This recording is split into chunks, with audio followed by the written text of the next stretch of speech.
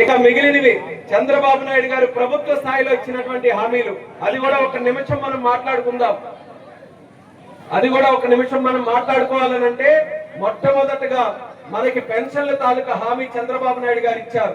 3,000 4,000 రూపాయలు చేస్తామని ఆయన ముఖ్యమంత్రి అయినప్పుడు ఆ రోజు నుంచి కాకుండా 3 నెలల ముందు నుంచి కూడా బకాయిలు కలిపి 7,000 రూపాయలతో అక్కడ మొదలుపెట్టి ప్రతి నెల 4,000 రూపాయలు పెన్షన్లు చేసినటువంటి ఘనత మన ముఖ్యమంత్రి చంద్రబాబు నాయుడు గారు అని తెలియజేస్తున్నారు. అలాగే వికలాంగులకి 6,000 రూపాయలు పెన్షన్ కూడా మనం పెంచడం జరిగింది. స్త్రీ శక్తి పథకం కింద మహిళలు ఎక్కడ బస్సు ఎక్కాలన్నా సరే ఒక్క రూపాయి ఖర్చు లేకుండా మీ అందరికి కూడా ఉచితంగా బస్సు ప్రయాణం. ఇది కూడా చంద్రన్న మహిళల కోసం ప్రత్యేకంగా చేసినటువంటి కార్యక్రమం. ఆయన ఎప్పుడూ కూడా మీ మీదే దృష్టి ఉంటుంది. చంద్రబాబు నాయుడు గారికి డ్వాక్రా సంఘాలు పెట్టాడు చంద్రన్న. అవి ఎంత ఉపయోగపడ్డాయో మీ అందరికీ కూడా తెలుసు. మీరు ఆర్థికంగా బలపడాలని డ్వాక్రా సంఘాలు పెట్టాడు. దీపం పథకం పెట్టాడు మీ అందరి కోసం. మన గ్యాస్ పొయ్యలు మీ అందరికీ ఇస్తే ఆరోగ్యం కాస్త మెరుగుపడుతుంది, వంటిల్లో పొగ లేకుండా ఉంటుందని వాళ్ళందరికీ కూడా చెప్పి అది కూడా చేశారు. ఆ దీపం పథకం ద్వారా ఇప్పుడు 3 సిలిండర్లు ఉచితంగా సంవత్సరానికి ఇచ్చే కార్యక్రమం చేస్తున్నాం. తల్లికి వందనం అని చెప్పి గత ప్రభుత్వంలో మోసం చేసి అందరికి ఇస్తామని ఒకరికే ఇచ్చారు. కానీ మనం ఇచ్చిన మాట నిలబెట్టుకొని ఎంతమంది పిల్లలుంటే అందరికి కూడా 15,000 రూపాయలు చొప్పున ఇచ్చాం. ఒక ప్రాంతంలో అయితే ఒక తల్లికి 6 పిల్లలుంటే 90,000 రూపాయలు వచ్చింది. మన దగ్గర అయితే ఇప్పుడు అంతమంది లేరు అనుకోండి, తాతల కాలం నుంచి అయిపోయింది. చిన్నాళ్ళు ఉన్నారు, చిన్నాళ్ళ టైంలో అందరికి 10 మంది 15 మంది, ఇప్పుడు ఒకరిద్దరితో అందరిది అయిపోతుంది. కానీ ఎంతమంది ఉన్నా సరే అందరికీ కూడా 15,000 రూపాయలు చొప్పున ఇచ్చాం. రైతులకి అన్నదాత సుఖీభవ కింద సంవత్సరానికి 20,000 అన్నాం. 20,000 రూపాయలు వాళ్ళ అకౌంట్ లో ఇస్తున్నాం. మత్స్యకారులు ఎవరైనా ఉంటే వాళ్ళకి 20,000 రూపాయలు వేట నిషేధ భృతి వాళ్ళకి కూడా మనం కల్పిస్తున్నాం. ఇలా ఎన్నో కార్యక్రమాలు మన ప్రభుత్వం వచ్చిన తర్వాత చేస్తున్నాం. అయితే అన్ని అయిపోయాయని కాదు, ఇంకా చేయాల్సిన ఉన్నాయి. మహిళలకి సంబంధించి కూడా చేయాల్సిన ఉన్నాయి. చంద్రబాబు నాయుడు గారికి అదే ఆలోచన ఉంది. ఆయనకి అవకాశం ఇస్తే చెప్పినవే కాదు చెప్పిన మించి చేయాలని ఆయనకు ఉంది. కానీ రాష్ట్ర ఖజానాలో డబ్బు లేదు. మనం ఎంతైనా మనం ఎవరికైనా ఇవ్వాలనంటే జేబులో తడివి జేబులో ఎంత ఉందనంటే అంతే ఇవ్వగలం. కానీ ఇంకా జేబుకు మించి ఎంతైనా ఉందనంటే మనం కొంచెం సమయం కేటాయించుకోవాలి. రాష్ట్రం మెరుగుపడుతుంది. ఈ 2 సంవత్సరాల్లో బాగా డెవలప్ అయ్యింది.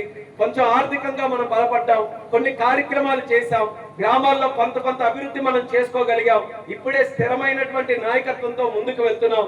మీకు ఇచ్చినటువంటి ప్రతి హామీ కూడా ఇది నా మాట కాదు, మళ్ళీ చంద్రన్న మాటగా, పవన్ కళ్యాణ్ గారి మాటగా, నరేంద్ర మోదీ గారి మాటగా తెలియజేస్తున్నాను. మీకు ఇచ్చినటువంటి ప్రతి హామీ కూడా తూచా తప్పకుండా నిర్వర్తిస్తామని మళ్ళీ మీ అందరికీ కూడా నమ్మకం కల్పిస్తున్నాను. ఏది మర్చిపోలేవద్దని అనుకోవద్దు. ఎందుకనంటే అవతల కూడా పార్టీలు ఉన్నాయి, వాళ్ళు కూడా మీ అందరి దగ్గరికి తిరుగుతున్నారు. వాళ్ళు కూడా లిస్ట్ పట్టుకొని ఇది చేయలేదు కదా అది చేయలేదు కదా అని మీకు కూడా కొన్నిసార్లు గుర్చడానికి ప్రయత్నం చేస్తూ ఉంటారు. అలాంటి సమయంలో కూడా మీరు చెప్పండి, 2 సంవత్సరాలు కష్టమైనా సరే, మీరు రాష్ట్రాన్ని నాశనం చేసినా సరే చంద్రన్న మళ్ళీ వచ్చి మాకు ఇవన్నీ కూడా కొన్ని చేశాడు. మాకు చంద్రన్న మీద నమ్మకం ఉంది. ఏవైనా సమస్యలుంటే మేము చంద్రన్న మాట్లాడుకుంటాం. ఇందులో మరి ఎవ్వరు కూడా దూరాల్సినటువంటి అవసరం లేదు. ఆడపడుచులుగా మాకు మా అన్న మీద చంద్రన్న మీద నమ్మకం ఉందని ధైర్యంగా మీరందరూ కూడా చెప్పండి. రానున్న కాలంలో మీకు మిగిలినటువంటి స్కీములు కానీ, మరీ ముఖ్యంగా ఇల్లులు పథకం కానీ, ఇల్లు కట్టుకోవడానికి, అలాగే కొత్త సైట్లు ఇవ్వడానికి, ఇవన్నీ కూడా ఒక కార్యక్రమాన్ని మళ్ళీ రూపకల్పన చేసి మళ్ళీ ఇల్లు లేని వారందరికీ కూడా ఆ పథకం ద్వారా ఇల్లులు కూడా ఇప్పిస్తాం. దానితో పాటు మిగిలినటువంటి ఏ కార్యక్రమాలు ఉన్నా ప్రతి ఒక్కటి కూడా బాధ్యత తీసుకొని చేస్తామని మన గ్రామస్తులకి, ఇక్కడ ఉన్న వారందరికీ కూడా తెలియజేసుకుంటున్నాను. మరి మీరందరూ ఎంతసేపు కానీ ఆకలితో అలా కూర్చుంటారు నాకు తెలియదు. ఇంకా చేస్తే మాత్రం నాకే ఇంకా బాధగా ఉంటుంది. ఇంతకాలం కూడా ఒక్కరు కూడా కదలకుండా మీరందరూ కూడా ఇంత చక్కగా మా యొక్క కార్యక్రమం విజయవంతం చేయడానికి ఉంటారంటే శిరస్సు వచ్చి మరొకసారి మీకు అందరికీ కూడా నమస్కారాలు తెలియజేసుకుంటున్నాను. మీరందరూ ధైర్యంగా చెప్పండి, రామ్మోహన్ నాయుడు అంటే మా ఎంపీ కాదు, మా బిడ్డ అని చెప్పండి. మీరందరూ కూడా మా సొంత బిడ్డ.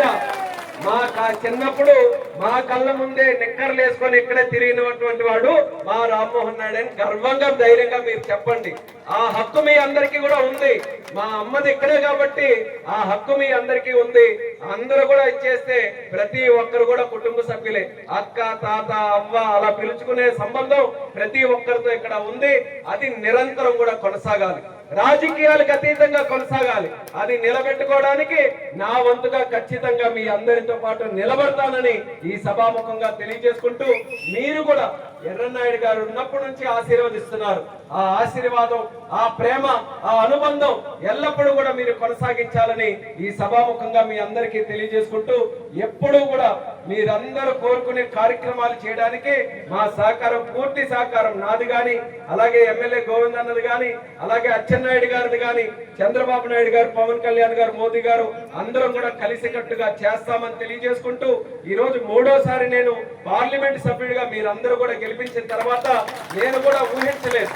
తండ్రి చనిపోయిన సమయంలో నేను రాజకీయాల్లోకి వచ్చాను. ప్రపంచం తలకిందులు అయిపోయినటువంటి సమయంలో, ఒక రకంగా ఊహ కూడా తెలియని సమయంలో ఎర్రన్నాయుడు గారు ఉన్నప్పుడు అన్ని మాకు ఉన్నట్టు అనిపించింది, దేవుడే మాతో ఉన్నట్టు అనిపించింది. సడన్ గా ఆయన లేని సమయానికి అసలు ఏమైపోతామా అని అనిపించింది. అమ్మ గాని, నేను గాని, అక్క గాని అందరం కూడా, అలాగే కుటుంబ సభ్యులందరం ఎవరిని అడిగినా సరే మాకు ధైర్యం, ఎర్రన్నాయుడు గారు ఉన్నారనే ధైర్యం.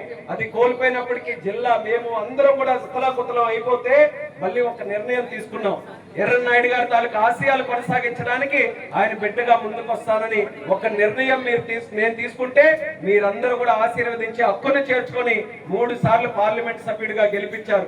3 సార్లు పార్లమెంట్ సభ్యుడిగా గెలిచిన తర్వాత భారతదేశంలో అతి చిన్న వయసులో ఉన్న కేబినెట్ మినిస్టర్ గా ఈ రోజు నాకు ఆ పేరు ప్రఖ్యాతలు వచ్చాయంటే దానికి కారణం మీరందరే.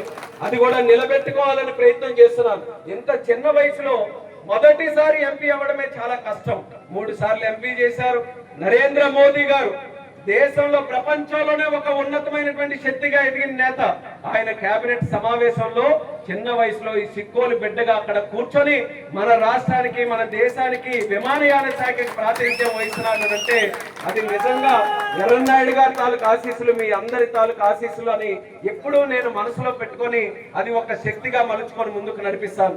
ఈ కేంద్ర మంత్రిగా ఉన్నటువంటి ఈ శక్తి నాకు ఉపయోగపడడం కాదు, జిల్లాకు ఉపయోగపడాలి, మీకు ఉపయోగపడాలి.